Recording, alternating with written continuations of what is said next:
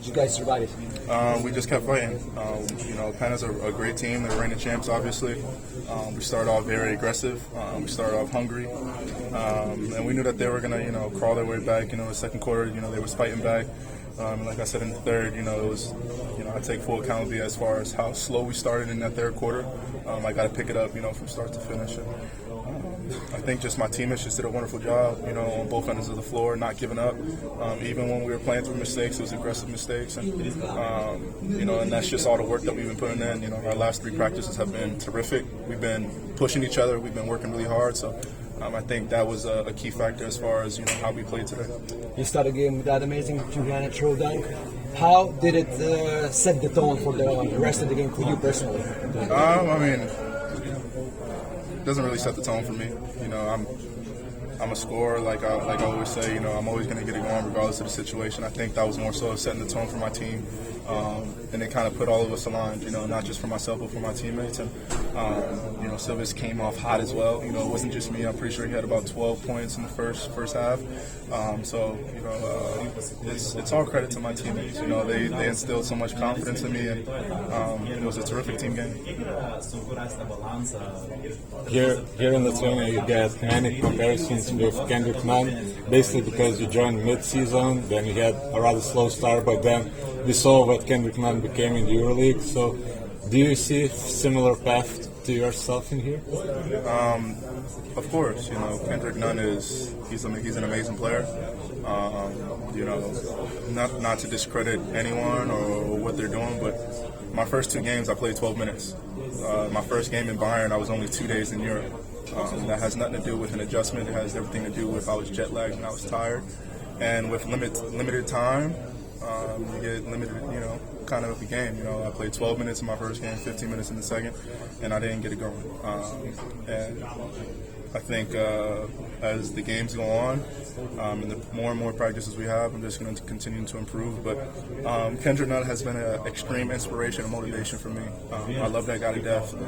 Been with him since the Lakers, known him way before the Lakers, and somehow the world continues to give us a full circle moment for a reason. So that's my guy, that's my brother, and I continue to watch what he does and imitate how he's doing it in the EuroLeague, and I want to kind of follow that route as well. Do you see any similarities between the two of you? I mean, you and Kendrick Nunn. Yeah. Of course. We're both from America. We're both scorers, and we both have that grit and that hunger. We both play with a chip on our shoulder, and we know how to play basketball. At the end of the day. So, like I said, that's my brother. I love that guy, and it's always going to be one of those type of games where you got to just step it up a whole nother level to play against someone of his capability. Were there any friendly banter today with Nunn on the floor? Nah, Nunn doesn't. As far as I know, Nunn doesn't really talk much. He's more so just give buckets. He's a silent killer. And he made some great pick and roll threes. As expected. But like I said again, at the end of the day, it's a team game, and our team defensively picked it up, and we came up with the win today. Talking about defensive moments, how did you like the block by Sylvain Francisco on a fast break for Kostas Lukas, and another block at the end of the third quarter? Moments like that, it's extremely important for not just Cisco, but for the team. He had a turnover, and for him to get back and have the resiliency of making a defensive block and showing that tenacity, it gets everyone going, and it shows just our heart and, our effort of just not giving up and wanting to win, And I think Cisco, regardless of what was happening, he didn't want to lose this game, and that was probably the pinnacle part of the game. That was probably, in my opinion, one of the most important parts of the game. Tell us about your dunks. It was amazing. How did you feel? I felt great. The L.Walkeris fans and the city of Kalun is kind of just, it's a different type of energy when you're inside this type of atmosphere. Everyone's going, the energy is flowing.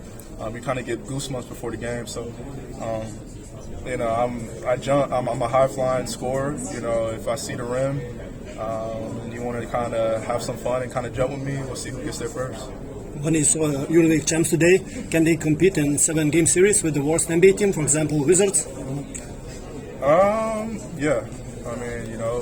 When you got great players like Kendrick Nunn, Grant, even Brown. You have some really good players that are a part of that team. It's definitely gonna make someone run for their money. At the end of the day, it's basketball. There's one court, there's one basketball, and there's 10 players. You know what I'm saying? So the ability to play team ball and playing the right way obviously has a significant role, especially when in the EuroLeague every possession counts. So that translates very importantly. So truthfully, I don't know. I don't really have an answer for you. Do you read any media outlets in Lithuanian language, how they describe your game, or maybe didn't motivated you because they write some, did you didn't get some wins for us? No, I don't really watch media. I'm not. I don't seek validation from people. I could care less about a person's opinion of who I am and what I can be. I know my capabilities. I know what I'm made of, and I'm here for L.Walkeris basketball. I'm here to win. My teammates instill confidence in me, and good game, bad game. I just want to come up with the win. I don't care about my stats. I don't care about what I'm doing, how I'm playing. At the end of the day, it's about winning. So I don't really watch too much or listen to too much media outlets or what people may say of me. I know what I'm capable of, as you've seen against this game. Even when we lost, you guys see what I'm capable of doing. So I let my game do the talking. There was the question about the Wizards, but Panathinaikos Zetkovic and Renato Man challenged the Boston Celtics. So how do you see that coming up in a match between NBA champs and EuroLeague champs? I don't really have an answer for you. I wish I did. Boston Celtics, that's a very tough team. Huge team, very tough guys, great defensive team. So, it's just all about game planning. Watch your feet. It's all about game planning, So, I think if you're coached properly and you follow your game plan and what you're trying to do and being disciplined, the game can go anywhere. Today it came out some rumors about D'Angelo Russell maybe wanting to participate in Los Angeles Olympics for the Lithuanian national team. Do you think, do you know him personally, and do you think it would be possible for him to join the national team? I know him personally, but I don't live off insurance. I don't live off what ifs and rumors, so can't really give you a definitive answer of what he wants or what he's doing. If he says it publicly, he says he wants to do it, then he'll do it. D'Angelo Russell is one heck of a player. He's a well-respected point guard, and whatever his decision is, that's his decision. But I don't really live off of rumors. How D'Angelo is like a person, like a teammate? He's one of my favorite teammates. There's times where, even when I had my game 4 against the Warriors, and I didn't score a bucket, going into fourth quarter, he called it out himself. He was one of the first players to say, "Yo, this is your quarter. You're gonna have you're gonna be a big part of this win." And somehow his energy and his manifestation got instilled into me. So, big shout out to D'Lo in that moment. But he's a terrific player. He's a terrific teammate. Even when things aren't going his way, even when things are going his way, he doesn't waver. He doesn't change his personality. He's always going to be a great teammate cheering for you, and it's always love at the end of the day. There's no selfish act. There's no selfishness with D'Lo, and teammates like that is hard to come by. Maybe you could text him about this good atmosphere here, and maybe he can come here as well. I'll make sure I shoot him a couple of texts to make sure it's the atmosphere is terrific over here. Maybe he'll get a little bit influenced by that.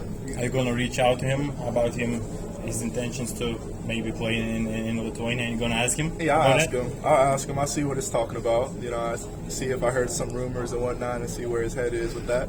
And we'll see where it goes. Get back to me later. Okay.